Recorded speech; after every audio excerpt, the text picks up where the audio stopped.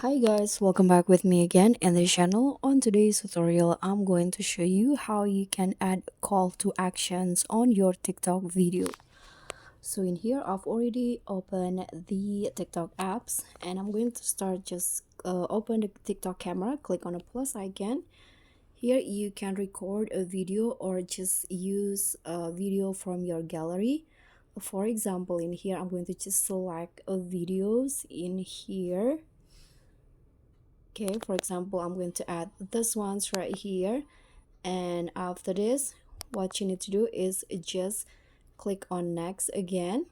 Sorry, let's go back.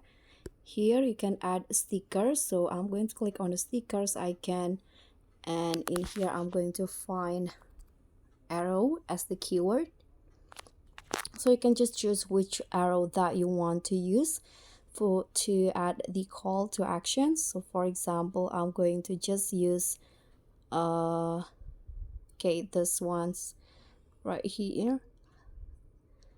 Then you can adjust the position. I'm going to go in here so that the call to action is to tap my profile.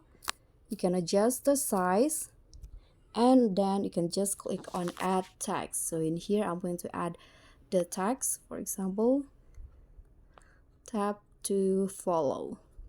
You can also add emoji if you want to. For example, here I'm going to add an emoji. Okay, what a seconds. This one, click on done. Then here you can adjust the position. I'm going to go with here, click on next.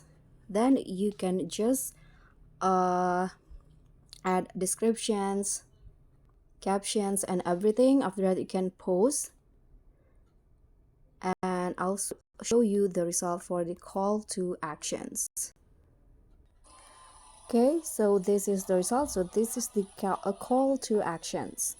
And that's all from me. Thank you so much for watching. Don't forget to like, comment, and subscribe. Also, click on the thanks. Bye.